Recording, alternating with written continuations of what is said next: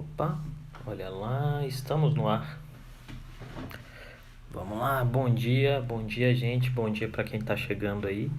A gente vai, se aproxeguem, né? Encaminhem os amigos, convidem as pessoas. A gente está iniciando mais um dos nossos diálogos aqui, sempre acontecendo ao meio-dia. Quero agradecer ao pessoal que já está chegando. A gente, nós vamos construir aqui. A gente tem muito o que conversar hoje. Espero que a gente consiga fazer isso com muita qualidade e que vocês possam também trazer as perguntas, as dúvidas, aquilo que vocês acham que pode efetivamente tornar-se uma complicação no desdobramento dos nossos dias, né? E das questões que envolvem a conjuntura política nacional, né? Antes disso, eu queria agradecer continuamente as pessoas. A página tem crescido. A página tem crescido continuamente, assim, o número de seguidores na página tem crescido continuamente. Então, quero deixar aqui meu agradecimento às pessoas que têm compartilhado as nossas lives, que têm recomendado aos amigos, que têm dito que o nosso diálogo aqui tem sido produtivo. É uma grande, grande alegria poder contar com o apoio de vocês e poder construir essa lógica aqui que a gente está montando, né? Tem pessoas que estão chegando aqui todos os dias também e é sempre uma alegria. Pessoal que tem me mandado material, pessoal com quem a gente tem interagido nesse momento de crise, né? Então tem sido sempre uma alegria muito grande poder fazer esse diálogo com vocês aqui e tentar aclarar algumas das percepções sobre política, sobre conjuntura política, sobre o que tem se passado, né? Eu acho que a gente tem muito o que fazer, tem muito o que conversar, tem muito o que analisar, e a gente está fazendo isso aqui cotidianamente porque é um jeito também da gente poder gerar um tipo de contribuição para esse universo de informações que é cada vez maior, com um determinado grau de confusão, né, sobre a interpretação das dinâmicas que a gente tem observado, né? E aí, nesse aspecto, eu queria pedir mais uma vez, então, que você encha essa live de coraçõezinhos e que você aperte a setinha para convidar seus amigos, convidar seus colegas, seus seguidores aí para participarem desse papo com a gente. O papo só cresce, o diálogo só melhora quando a gente tem mais e mais gente qualificada pensando essas questões junto com a gente. Então, eu te peço, daí deixa aí sua curtida, aperta aí a setinha, encaminha para os colegas, encaminha para os amigos, para a gente poder de fato fazer com que esse nosso diálogo seja cada vez mais produtivo e cada vez mais impactante, porque a ideia do diálogo do Covid em tempos do análise de conjuntura em tempos de Covid-19 é justamente essa, é criar impacto, é permitir que as pessoas possam entender a conjuntura de maneira mais clara, o menos apaixonadamente possível, o mais pragmaticamente possível, e que a partir daí a gente possa entender os cenários, as pressões, como isso está afetando o nosso dia a dia e conseguir construir saídas e alternativas para isso em termos de políticas públicas, né? Então agradeço muito para as pessoas que estão comprando essa ideia, as pessoas que estão vindo falar com a gente todos os dias, as pessoas que têm mandado mensagens, as pessoas que têm seguido a página. Eu creio que isso é muito importante. E se você puder, por favor, encaminhar aos seus amigos, aos seus seguidores de Instagram, a gente agradece muito. E aí, antes da gente entrar profundamente no nosso papo, mais uma vez eu peço para você curtir a nossa página, Creomar de Souza, aqui no Instagram, curtir a nossa página, Creomar de Souza, no Twitter também. Nós temos uma página, uma fanpage no Facebook, onde esse material vai. Curtir também a página da nossa consultoria, aqui no Instagram e no Twitter, que é a Dharma Politics, tanto no Instagram quanto no Twitter. E pedir para vocês divulgarem esse diálogo que a gente está fazendo todos os dias. É sempre um prazer, né? E aí, para as pessoas que estão chegando aqui pela primeira vez, como é que funciona? A gente vai conversando, eu vou explicando algumas das variáveis que marcam o cenário político nacional, sobretudo nesse tempo de pandemia, porque algumas das dinâmicas estão alteradas, esse é um fato, né? E as pessoas podem ir jogando as perguntas e a gente vai respondendo essas perguntas, interagindo com os comentários. Quero até agradecer as pessoas que têm me dado bom dia às pessoas que têm chegado, bom dia às pessoas que têm me saudado com bom dia. É sempre um prazer compartilhar essa hora do almoço com vocês. O nosso diálogo aqui dura cerca de 45 minutos, às vezes estoura um pouquinho, mas a tentativa é sempre de responder o máximo de perguntas possível, interagir o melhor possível com as pessoas, tá? Sejam todos muito bem-vindos e lembrando, esse diálogo não tem nenhum objetivo de fazer militância ou apologia para nenhum tipo de plataforma ou grupamento político. A nossa plataforma é exatamente uma discussão das instituições, da democracia, do jogo político, para que você possa fazer as suas escolhas a partir daí, tá? Então, o que é que nós temos hoje para iniciar o nosso papo aqui, que eu acredito que vai ser muito apaixonante? Para quem está seguindo a página já desde ontem ou desde nos dias anteriores, ontem eu postei um mapinha, né? Um mapa que foi construído pela Veja, e esse mapa era um mapa do Brasil, e ele separava os estados brasileiros em algumas categorias a partir do olhar do executivo. Isso quer dizer, a presidência da República tinha uma percepção de alinhamento das outras unidades da federação. E ali, em termos de apoio, foram utilizadas 5 categorias: ótimo, bom, neutro, ruim, muito ruim. E aí, para quem viu o mapa e pode fazer perguntas sobre o mapa, uma coisa importante os estados brasileiros foram divididos nessas categorias de apoio, certo? E aí nós temos, eu vou destacar aqui 3 principais grupos, né, de saída. O primeiro é o grupo do ótimo, isso quer dizer que são estados que o governo federal, a presidência da República, considera que o apoiam irrestritamente e o nível de articulação, de interlocução e diálogo é ótimo, né? São 2 estados do norte, Rondônia e Roraima, né? São inclusive os governos estaduais que foram eleitos em muito alinhamento com o presidente Bolsonaro. Quando a gente migra para bom, nós temos o Mato Grosso, Tocantins, Paraná e o Distrito Federal, né? E quando entramos no neutro, nós damos destaque a Santa Catarina e Minas Gerais. E aí na categoria de ruim, isso quer dizer, onde o diálogo entre o governo federal e o governo do estado é ruim, dá-se destaque ao Rio Grande do Sul, né? E no muito ruim nós temos Maranhão, Pernambuco, Piauí, Espírito Santo, Rio de Janeiro e São Paulo. Gente, e para quê? E por que a gente está começando com esse diálogo do mapa? Para que vocês entendam o panorama, e o panorama de embate e de desgaste que envolve hoje a tomada de decisão e o ambiente político nacional em 2 esferas. No que diz respeito ao diálogo federativo, que significa dizer o quê? O diálogo do presidente da República com os governadores dos estados e, em alguns casos, também com os prefeitos, nós temos nitidamente que há um grupo maior de estados, e isso é identificado pela própria presidência da República, cujo nível de articulação e de diálogo entre a presidência e o governo do estado é ruim. E qual o problema disso na sua vida cotidiana? O problema disso na sua vida cotidiana é que, de fato, tem-se como resultado que o nível de políticas públicas e o nível de recursos colocados em termos de políticas públicas para resolver um problema imediato, que é a pandemia, e outros problemas adjacentes, como segurança pública, saúde pública, educação e outras questões, fica diminuído. E fica diminuído por quê? Porque a maioria dos estados brasileiros, e aí depois eu vou colocar uma tabela, um mapa que mostra o nível de endividamento dos estados, vou colocar isso depois da live.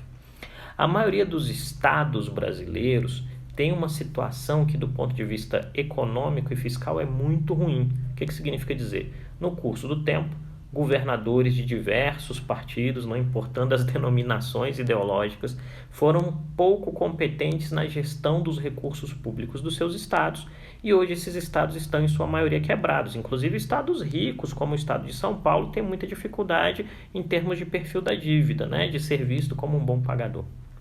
Por que eu estou falando dessa questão? Porque, efetivamente, esse primeiro elemento, que é o perfil de endividamento, tem efeito direto sobre a capacidade de tomar decisões e de implementar políticas públicas. Por quê? Imagina o seguinte, imagina que política pública é um cobertor, tá? E a sociedade, o Estado, é uma pessoa deitada na cama. quanto mais dinheiro, quanto mais recursos abundantes você tem, maior é o cobertor para cobrir essa pessoa e ela poder dormir com mais qualidade. Afinal, faz frio de noite na maioria dos lugares, né? Então, quanto melhor o cobertor, melhor a possibilidade dessa pessoa ter uma boa noite de sono. Quem vai ter a boa noite de sono? A sociedade. De outro lado, quando você tem que essa capacidade de construir políticas públicas é ruim, imagina que o cobertor é curto. Se você cobre a cabeça, descobre os pés. Se você cobre os pés, descobre a cabeça. A maioria dos estados brasileiros, antes do Covid, e o governo federal também, em determinado sentido, tinham enorme dificuldade de desenhar políticas públicas que permitissem a cobertura dos pés e da cabeça, que o indivíduo, sociedade, né, pudesse dormir bem e acordar bem. Né? Quando a gente está falando dormir bem, é ter paz, né? Saber que tem luz na rua, que a água chega em casa, que a polícia tem equipamento para pegar o bandido, que a polícia está bem treinada, que a escola onde seu filho vai é uma boa escola. A maioria desses estados e a União como um todo fazem isso com uma qualidade ruim no curso do tempo. Né? E aí o que acontece? A pandemia vem para mostrar, em algum sentido, que tais problemas são ainda maiores. Significa dizer o quê? O elemento pandemia agrava o panorama das políticas públicas nacionais. Por quê? Porque mostra que há uma incapacidade dos estados, dos municípios e talvez até do governo federal em prover recursos em escala suficiente para atender a demanda, especificamente do elemento de saúde. Pois bem, esse panorama que já é complexo de saída se soma a outro, que é o elemento político. Vamos lembrar aqui, a gente tem conversado sobre isso todos os dias, né? De segunda a sexta, sempre ao meio-dia. Prazer estar na casa de vocês na hora do almoço. Eu gostaria de receber fotos das pessoas cozinhando, vendo a live, tá? Eu recebi algumas, é bem legal. Manda aí pra gente poder fazer um barulho no Stories lá. Eu acho um barato. Foto comendo, foto cozinhando, eu quero ser essa companhia de vocês na hora do almoço. Pois bem, o que a gente tem? Essa lógica inicial, então, de que o ambiente e a qualidade das políticas públicas de saúde já era ruim antes da pandemia, se torna maior, né? E à medida que ele se torna maior, qual é o grande desafio que vem a partir daí? Como você vai alocar recursos para resolver uma situação de emergência, né? Especificamente hoje, nós temos duas capitais onde a situação já é bastante grave. Uma é Manaus, a outra é Fortaleza. Em Manaus, inclusive, se você procurar na internet, você vai ver que em Manaus, a partir de ontem, se eu não me engano, mas eu vi a notícia ontem, eles começaram a adotar o enterro em vala comum, né? Isso quer dizer, vem uma retroescavadeira, cava uma trincheira, você perfila todos os caixões e enterra todo mundo de uma vez. Isso tem um componente, tá? Isso tem um impacto na vida posterior das pessoas, que sempre há o risco de que gente desapareça nesse processo. O que eu estou querendo dizer? Sempre há o risco de que pessoas efetivamente não sejam identificadas. Esse vai ser um drama e esse vai ser um trauma da sociedade brasileira, dependendo da escala que a Covid-19 atinja no restante do país. Então, esse é um processo. E qual é o elemento fundamental desse processo? Sobretudo o fato de que a presidência da República fez uma leitura de situação política, né? O presidente da República e seu grupo tomador de decisão fizeram uma leitura de situação política em que o mais grave para eles não era, de fato, lidar com a pandemia por si. O mais grave para eles, e teria impacto eleitoral direto, seria a recessão econômica posterior à pandemia. Essa percepção inicial, então, fez com que o presidente assumisse um discurso, e aqui tem um ponto interessante, tá? O discurso do Trump está mudando nos Estados Unidos também. Por quê? Porque a água está batendo no fundo, né? A eleição está chegando e o Trump começou a perceber que há uma dificuldade das políticas por ele desenhadas de funcionarem nos Estados Unidos. Então, o Trump está mudando o posicionamento. E nisso é um posicionamento muito semelhante ao do Bolsonaro. Qual é o marcador desse posicionamento? Você nega a gravidade da crise, você vai de confronto com os governadores que estão adotando políticas de isolamento social e você fala que é importante construir uma lógica de retomada da economia. Esses três elementos que são muito semelhantes ao que a gente já vem observando isso no Brasil nas últimas semanas, e que nessa semana começaram a aflorar nos Estados Unidos, sobretudo pelo fato de que o Joe Biden, que vai ser o concorrente do Donald Trump, passou a bater muito forte nos erros do presidente na gestão da crise da Covid-19 lá, gera um panorama de que Bolsonaro fez uma escolha. Ele vai firme na sua militância e deixa o debate sobre a pandemia por si para outros atores. E aí vem um ponto importante. Vamos lembrar, a gente tem sempre dito isso aqui. Não existe vazio em política. Então, à medida que o presidente não ocupou essa avenida, e alguém fez essa pergunta ontem, não sei se está aqui de novo, né? À medida que o presidente não quer ocupar a avenida de dialogar sobre a pandemia, ou de resolver, ou de tomar ações sobre a pandemia, alguém ocupa essa avenida. Os governadores ocuparam. E aí, não por acaso, né, a maior parte dos governadores que construiu uma lógica de enfrentamento à pandemia e que quis ganhar o benefício político dessa luta contra a pandemia estão catalogados nos espectros muito ruim e ruim em termos de diálogo com o presidente da República e com a presidência da República, né?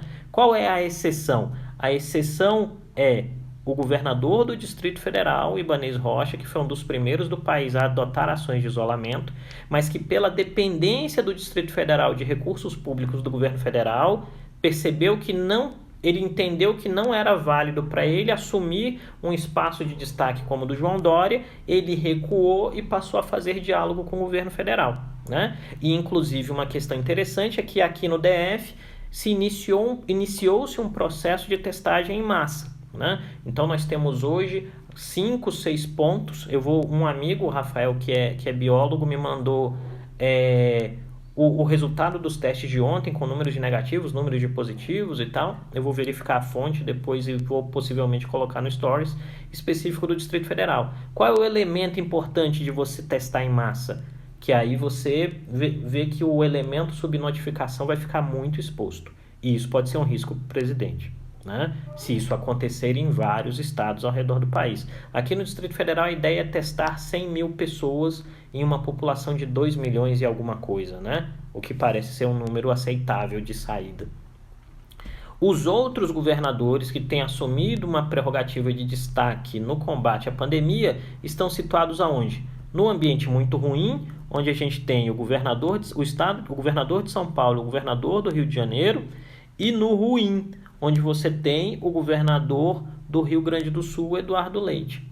Então, o que acontece? No primeiro âmbito, o que a gente está falando nas últimas semanas desse elemento isolamento do presidente também se manifesta em termos de pacto federativo. Qual é o esforço da presidência da República aí? Ele vai ter que construir canais de interlocução, tendo em fato que com alguns não haverá uma melhoria de relações. Quer dizer, o presidente não tem nenhum interesse em melhorar a relação do Planalto com o governo de São Paulo e com o governo do Rio de Janeiro, por exemplo, porque ele enxerga nesses dois concorrentes potenciais em termos das eleições presidenciais de 2022, ou com Flávio Dino do Maranhão. Isso não vai acontecer, tá? Mas o presidente pode se amparar mais em estados que assumam políticas de flexibilização da lógica de isolamento social para ter um elemento empírico em que ele diga, olha, de fato, tem gente aí recuando no isolamento, o isolamento estava exagerado, é hora de mudar. E isso parece ser o desenho, né? Agora, pega esse mapa e vamos para o segundo elemento que é importante da nossa reflexão conjuntural aqui diária. Nós temos que o presidente, isso é uma identificação de vários analistas, não é uma coisa que eu especificamente falo, o presidente tem tido enorme dificuldade de dialogar com o Congresso. E aí vamos lembrar no curso do tempo, né? Qual é a raiz dessa dificuldade do presidente de conversar com o Congresso? A raiz está na própria dinâmica e narrativa eleitoral do presidente, que foi eleito a partir de um depósito de esperanças e expectativas que dizia que, efetivamente, Bolsonaro faria um novo tipo de política. E nova política, se vocês vão se lembrar das eleições de 2018, basicamente queria dizer que Bolsonaro não faria diálogos ou acordos com o Congresso Nacional. Ele jogaria os temas, né?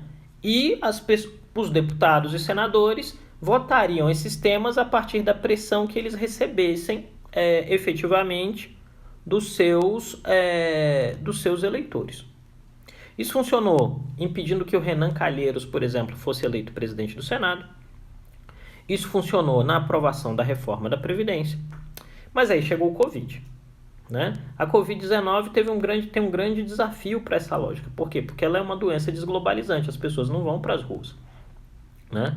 E o presidente fez uma aposta, uma escolha política, de fato, baseada na tentativa de dizer que o problema não era a pandemia, o problema era a economia.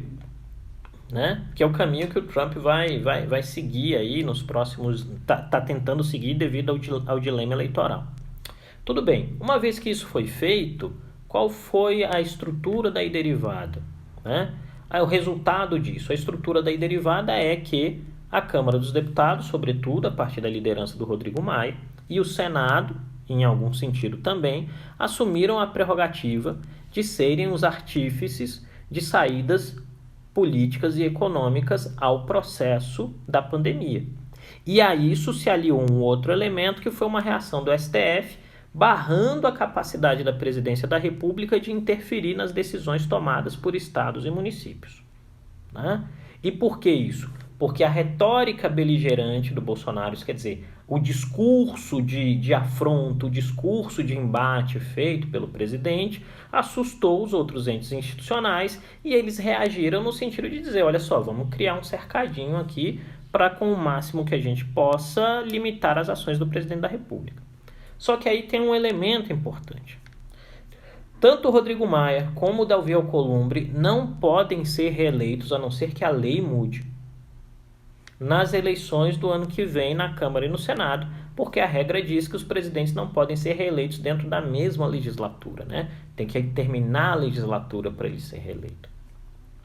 Tendo em vista isso, né, o que o presidente vislumbrou e o seu grupo de tomada de decisão? Se eles não podem ser reeleitos, eu tenho que trabalhar no sentido de construir uma alternativa eleitoral dentro da Câmara e dentro do Senado que traga aliados para mim. Né? E aí o presidente começou a fazer isso. Começou a fazer isso como? Gente, aqui é a parte interessante. O presidente e o seu grupo político começaram a fazer isso da forma como sempre se fez na história da nova República Brasileira. Você chama os líderes partidários para o diálogo, né? O presidente convida, o presidente partidário vai lá, senta, eles conversam, um parlamentar que tenha ascendência dentro da estrutura partidária, eles conversam e o presidente diz, olha, eu quero apoio e eu te dou um cargo. E aí, antes de seguir essa explicação, vamos lembrar do seguinte: discurso do presidente Bolsonaro no domingo em frente ao QG do Exército. Disse que contava com o povo e disse que não faria conchavos ou velhos acordos ou assumiria posicionamentos de velha política. A expressão é mais ou menos essa. Peço perdão se ela não é exata, de repente a memória engana a gente. Mas o recado dado pelo presidente no domingo foi de que ele não faria aquilo que é o exercício do presidencialismo de coalizão. Se você não é da ciência política, eu vou te explicar rapidinho o que é o presidencialismo de coalizão. O Brasil possui um parlamento que tem mais de 20 de partidos, que é diferente dos Estados Unidos, por exemplo, né? Onde tem a turma do favorável, a turma do contra, e aí você negocia e vai puxando as agendas para o meio, e aí às vezes você leva uns votos dos favoráveis, às vezes dos contrários e tal, e você constrói uma lógica. No Brasil isso é bem difícil, porque tem muito partido. E qual é a lógica que se construiu para se governar? Você oferecia fatias do governo para os partidos. Os partidos, tendo pedaços do governo, eles se sentiam corresponsáveis pelo governo. E ao se sentirem corresponsáveis pelo governo, eles votavam contigo. Aí alguém fala, pô, Cremar, mas isso também teve corrupção pra caramba. Teve. E exatamente por ter tido corrupção pra caramba em determinado momento, e isso ter gerado uma enorme revolta no cidadão comum, Bolsonaro ganhou a eleição dizendo que não faria o mesmo. Qual é o dilema aí, gente? É que a realidade é um muro intransponível. E na hora que o presidente se viu em uma situação de desvantagem diante do seu principal rival político hoje, que é o presidente da Câmara, a conclusão óbvia Aqui ele chegou foi, tá, eu vou ter que tentar ressuscitar o presidencialismo de coalizão, nem que seja por aparelhos. Só que aí tem uma diferença, tá? E essa diferença é importante e ela é baseada no elemento narrativo do presidente, que é, você vai oferecer os cargos, e o governo vai oferecer cargos, né, para alguns partidos, mas nenhum desses cargos vai ser de primeiro escalão. O que é primeiro escalão, Cleomar? Primeiro escalão é o ministro, é o cara que vai aparecer e dar a cara, né? O governo Bolsonaro não vai oferecer cargos de primeiro escalão, ele vai oferecer cargos de segundo escalão, né? E aqui a gente tem uma lista, né, de alguns dos espaços que já foram oferecidos. Para o PSD do Kassab foi oferecida a Funasa. Para o PL do Valdemar da Costa Neto, a Secretaria de Vigilância Sanitária e o Banco do Nordeste. Para o PP, o FNDE e o DENOX. Para os republicanos, a Secretaria do Ministério de Desenvolvimento Regional. E por que isso é importante? Porque, teoricamente, né, como é que funciona o presidencialismo de coalizão? A presidência dá uma fatia do governo para o partido diz, a partir do momento que tem essa fatia do governo, de que ele é corresponsável pela gestão e ele troca a fatia por apoio parlamentar. Esse é o desenho que o Bolsonaro está fazendo. Qual é o problema? Né?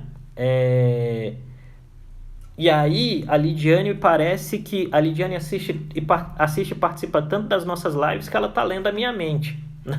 Obrigado, Lidiane. É exatamente isso que você comentou, né?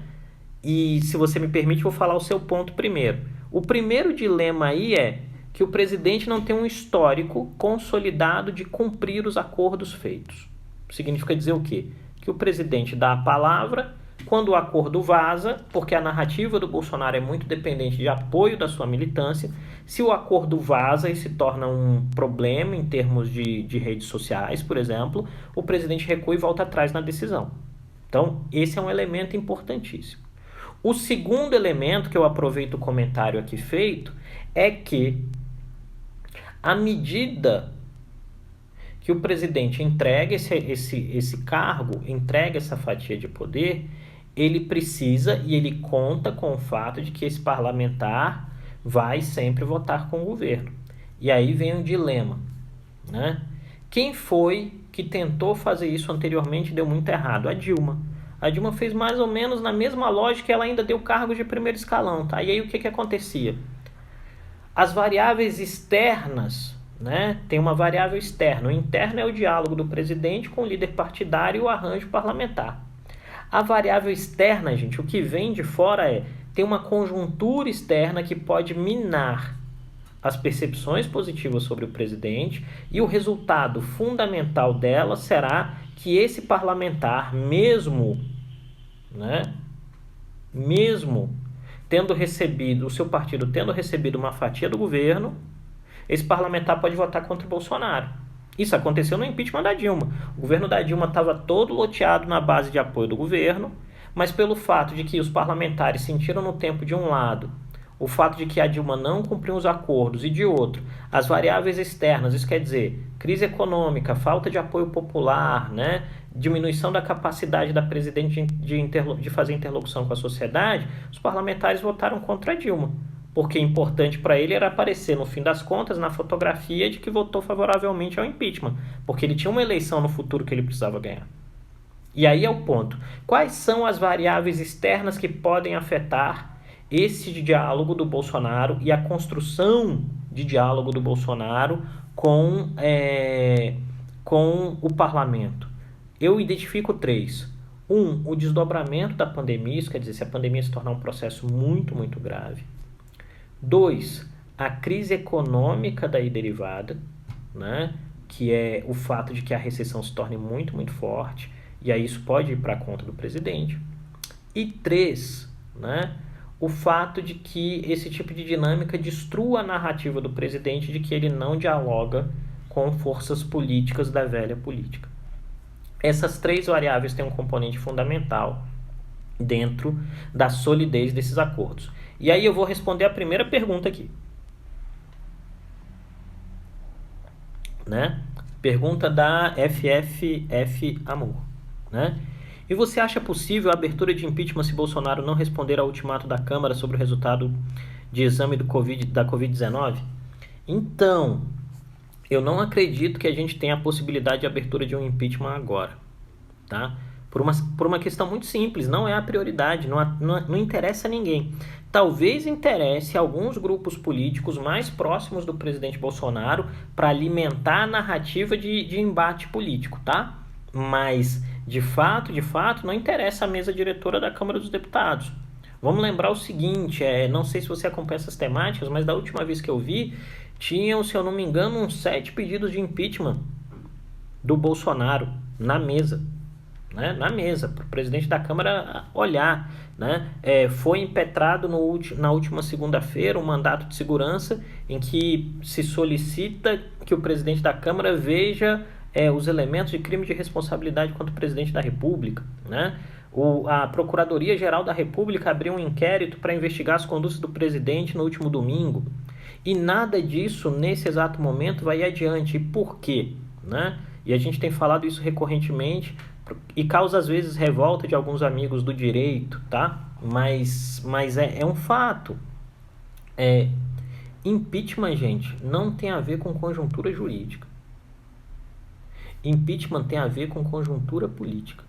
O impeachment, o processo de impedimento de um presidente, é resultado da destruição do apoio que esse presidente possua do âmbito político de apoio popular e do outro sentido de apoio institucional. Se você não tem essas duas perninhas aqui, ele cai.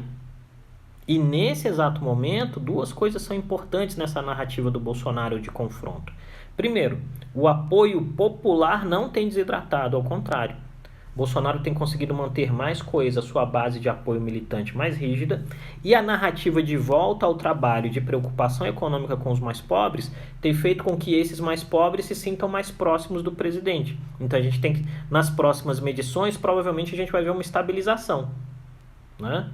Se mudar, aí o cenário muda. E aí é importante lembrar que o parlamentar vota em termos de impedimento de um presidente, um olho na convicção e um olho no eleitorado, porque o parlamentar também vai ser escrutinado em termos de eleitorado. Né? Então isso faz com que muitas vezes parlamentares, e aí nisso é interessante ver algumas entrevistas da Dilma, do ex-presidente Fernando Collor também, em que eles relatam as questões do dia do impeachment, né, da votação, em que todos eles têm a surpresa que poxa, mas fulano disse que ia votar comigo e chegou lá na hora, votou do outro lado. Esse é o ponto. E aí entenda, a lógica de impeachment e a construção dessa narrativa de risco democrático, de impedimento, atende a uma percepção do presidente que é de desfocar o centro do debate. O centro do debate sai do combate à pandemia e o centro do debate vai para outras questões. E estas outras questões, de fato, tem como elemento fundamental o processo eleitoral futuro. Né? Por isso que eu não vejo ainda esses indicativos. Eles podem mudar, a política é muito dinâmica, mas até às 12 horas e 33 minutos da tarde de hoje, do dia 22, eu não vejo esses indicadores, tá bom? Obrigado pela pergunta. Se não tiver respondido tudo, solta a próxima aí que a gente responde. Vê uma nova pergunta aqui. Imaginando que até o ano que vem não possuímos mais casos de Covid no Brasil, poderia-se dizer que o impeachment irá acontecer ou que pelo menos viria a ganhar força no discurso da população? Sabrina, obrigado, viu? Todo dia você manda uma pergunta aí pra gente, muito obrigado. Eu creio que qualquer variável que envolva impedimento do presidente passa por 1. A explosão ou não do número de casos e número de óbitos, tá? O número de óbitos é uma variável fundamentalmente importante, gente. Porque o número de casos, se a curva de recuperação é alta, serve até para o governo para dizer, olha, a gente está fazendo um bom trabalho e as pessoas estão se recuperando. Agora, se o número de casos se torna muito, muito grave, o número de óbitos, melhor dizendo, se torna muito, muito grave, de fato o governo vai ter uma dificuldade. Quer dizer, como é que você vai explicar esse tanto de pessoas, esse tanto de gente morta? Né? Que é o que está acontecendo em Manaus, por exemplo. E aí imagina o seguinte, imagine se o que a gente está vendo em Manaus de enterro em vala coletiva acontece em uma cidade como São Paulo ou Rio de Janeiro. Isso gera um problemão, né? Então, esse é um primeiro elemento. O segundo é a curva de desemprego decorrente da recessão. Se a curva de desemprego for muito, muito grande, essa conta pode ir para o presidente Bolsonaro. É óbvio que a narrativa dele, do ponto de vista de estratégia, está sendo montada para jogar essa conta na fatura dos governadores e prefeitos, dizendo que, de fato, não havia necessidade de um isolamento social tão rígido, né? Mas vamos lembrar o seguinte: sempre é possível dizer, e aí vamos ver se os governadores e os prefeitos vão conseguir fazer isso, sempre é possível construir uma lógica narrativa em que, de fato, eles digam, olha, não, eu fiz a opção de saúde pública e a fiz porque a presidência não soube me apoiar nessa lógica. E esse é um embate que a gente vai ter como medição, Sabrina, em termos de proporcionalidade, com o que está acontecendo nos Estados Unidos nesse exato momento, né? O fato de que nos Estados Unidos o Donald Trump começou a remodular o discurso no sentido de gerar um embate direto com os governadores que estão tomando medidas mais rígidas para impedir a reabertura da economia, porque ele está apavorado com a degradação da economia americana, vai ser um termômetro para as lógicas do Bolsonaro aqui. E o que o Trump está fazendo lá que é importante, né, para entender e que pode ser replicado e que tem sido replicado em algum sentido aqui? A gente pode até dizer que o Bolsonaro foi o balão de ensaio para a nova postura do Trump, né?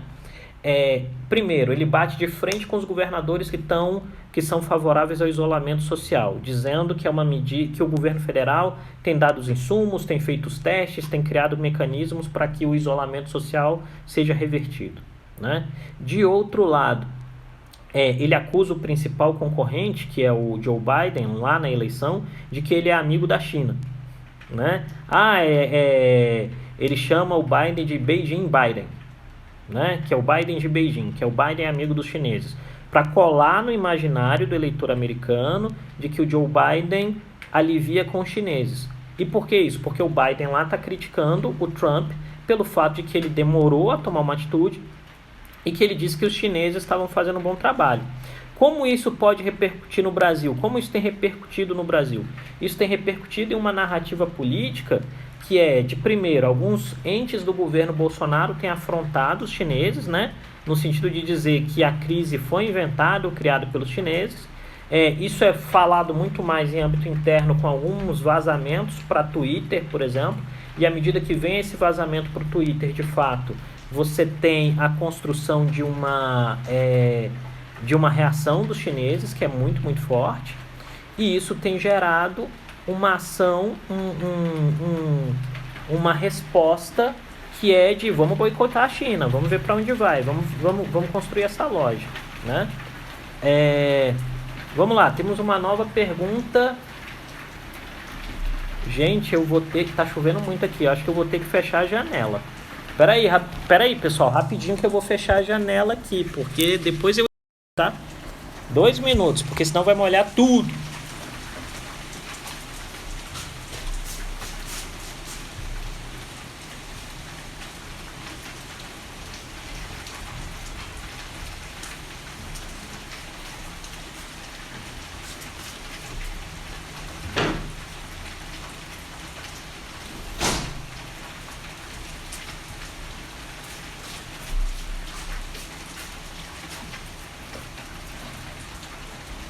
Opa!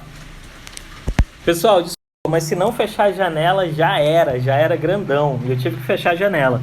É o risco do ao vivo, né? Aí tem que fechar a janela e eu não vou editar não, vou deixar lá no YouTube assim, tô nem aí. Então a gente tem uma nova pergunta aqui.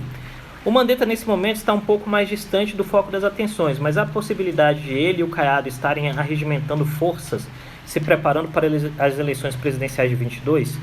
Então, Leonardo, a pergunta é excelente, que é basicamente dizer o quê? É óbvio que o Mandetta tem um projeto.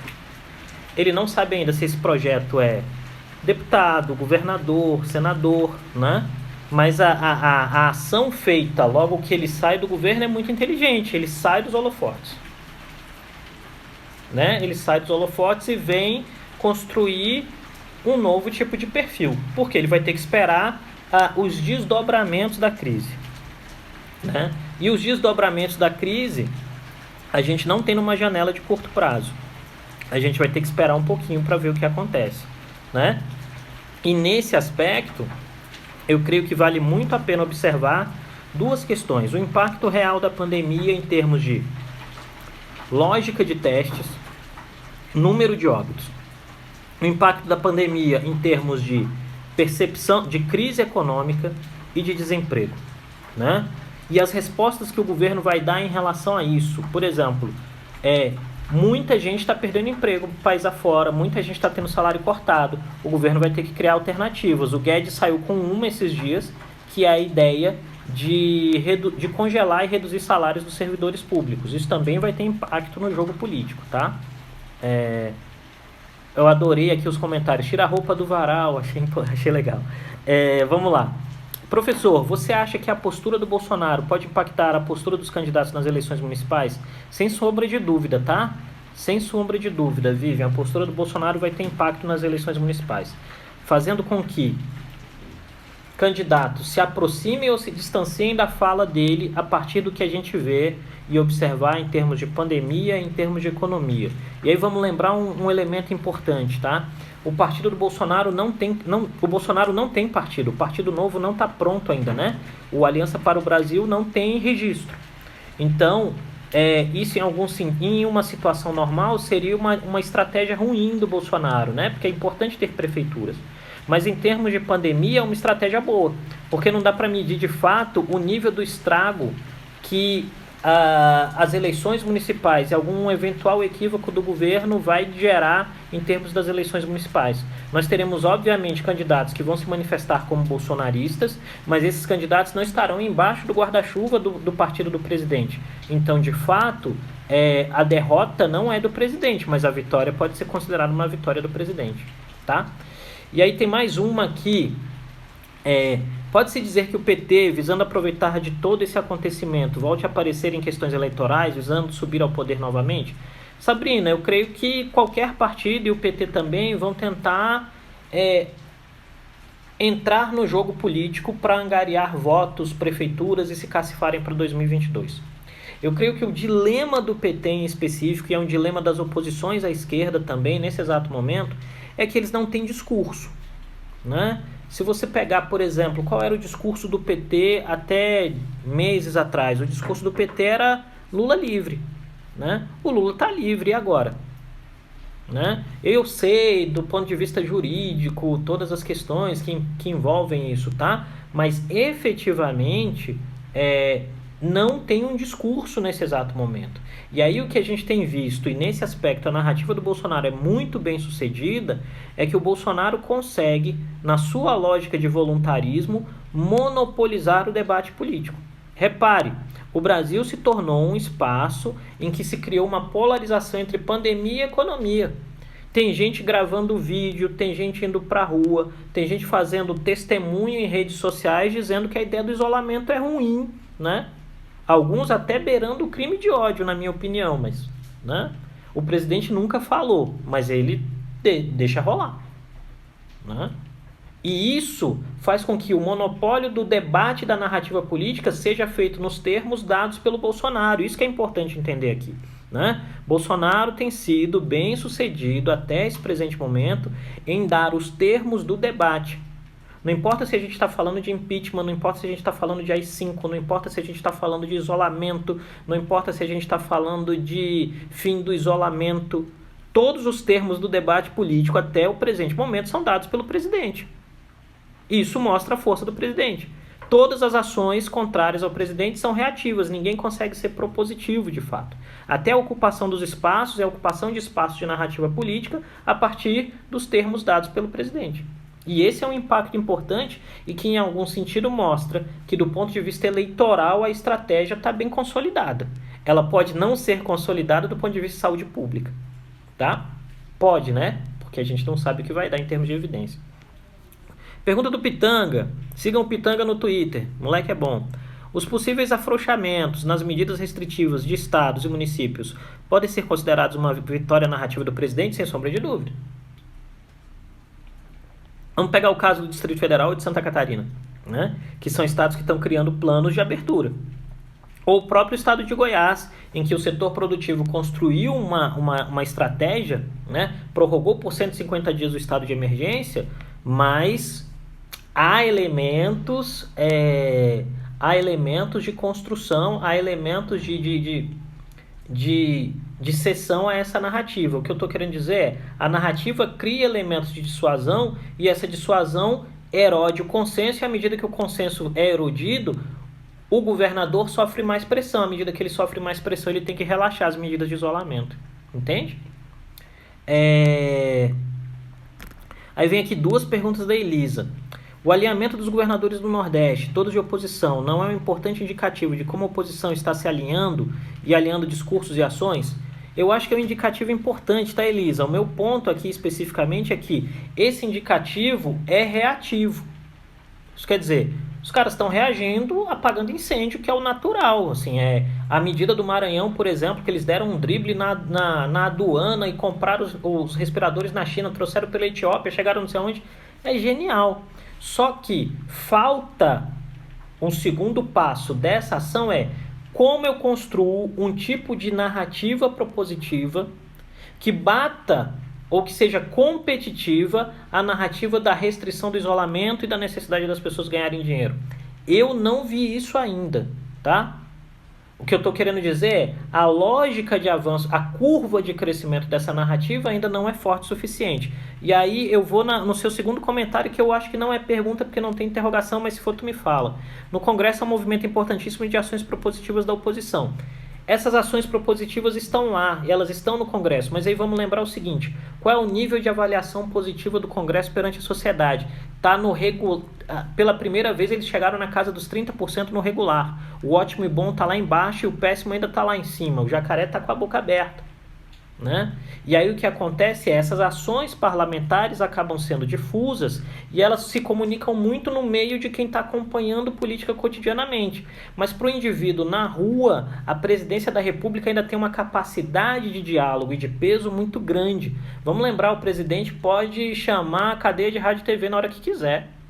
Isso é uma vantagem para falando com aqueles que não vão usar o WhatsApp ou o Twitter, por exemplo. E de outro lado, o presidente tem um exército de militância em ambiente virtual que também cria elementos. O que me parece ser o ponto aí ainda não está claro em termos de oposição ou de oposições, falando no plural, né?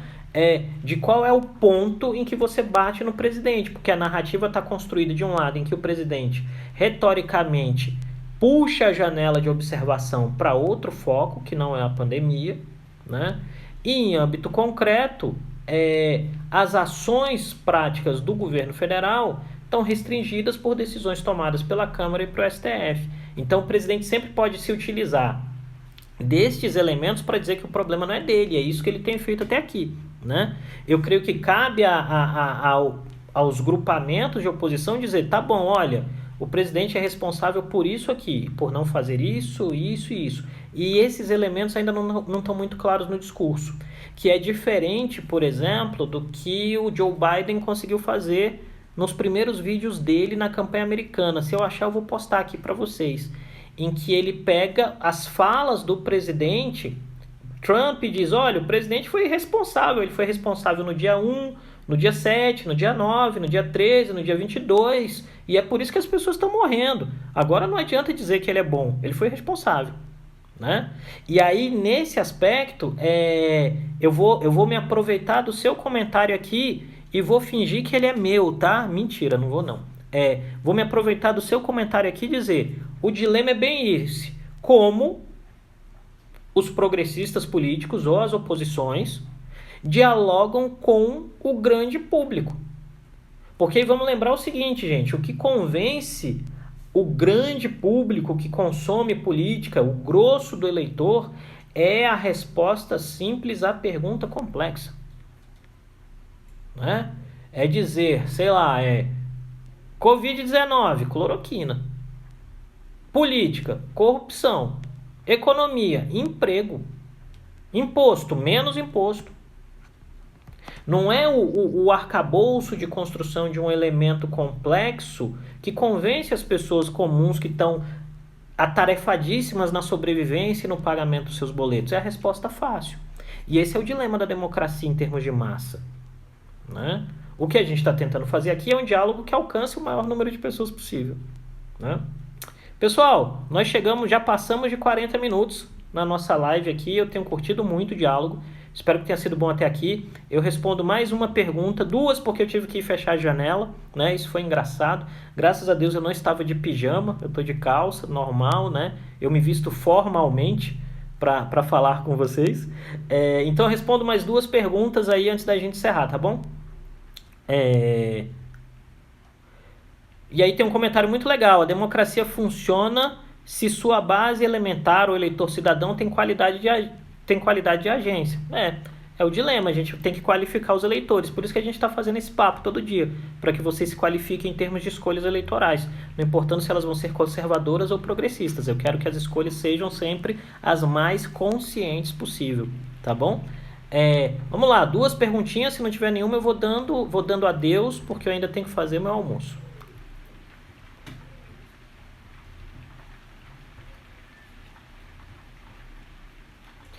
Então, minha mãe brigou porque eu usei camisa de futebol, por isso que eu uso roupa formal agora, tá? Eu mostrei pra ela um vídeo, ela falou: por que você tá usando camisa de futebol fazendo isso? Eu falei: não vou usar mais.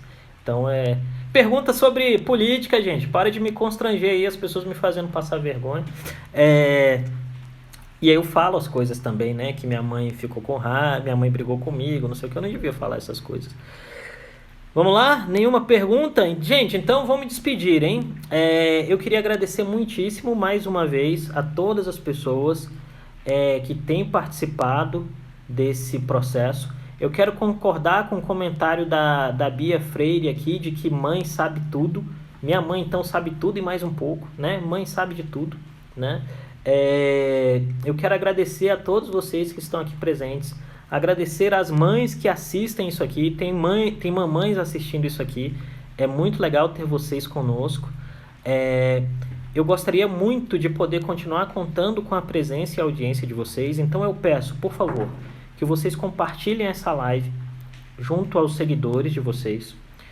Que vocês sigam a minha página aqui no Instagram, né? Creomar de Souza. Me sigam no Twitter, quem tiver Twitter. E quem usar Facebook, eu tenho uma fanpage no Facebook, por favor, sigam lá também. Eu peço para que vocês sigam a minha consultoria, que é a Dharma Politics, né? Que está aqui no Instagram, está no Twitter, né? E está no Facebook e no LinkedIn, né? Eu quero me desculpar com as pessoas que estão chegando agora, porque a gente começa ao meio-dia, né? Então, a gente está encerrando, mas quero dizer a vocês que estão chegando aqui agora que essa live daqui a algumas horas vai estar disponível no YouTube, tá bom? No meu canal de YouTube. Eu quero mandar um beijo para todas as mães que estejam aqui assistindo ao vivo e para as mães que assistam depois pelo YouTube porque não possuem Instagram. Os recados têm chegado e eu quero agradecer, tá bom? Mandem fotos, mães. Mandem fotos, gente, almoçando comigo. É bem legal isso. Coloquem no Instagram aí que eu vou curtir cada uma delas. E é sempre um prazer enorme ser parte desse diálogo. Amanhã a gente está aqui de volta, amanhã é quinta-feira, para dialogar mais uma vez sobre esses desafios e sobre esse desafio específico, que é entender a conjuntura política brasileira. No mais, eu peço a vocês que lavem as mãos, se vocês puderem, fiquem em casa, cuidem uns dos outros, e se tiver um espaço de teste massivo na sua cidade, faça um teste, né? E quero agradecer a todas as pessoas que têm elogiado a minha mãe aí. Ela é ótima mesmo, sou muito feliz por ela estar bem viva, mas está em casa, quietinha, não está saindo. E olha que para minha mãe não sair de casa o negócio tem que ser muito sério. Fiquem bem, fiquem com Deus. Se lembrem, análise não é conversa de bar. E esse é um espaço de análise, tá bom? Beijão, até amanhã. Tchau, tchau.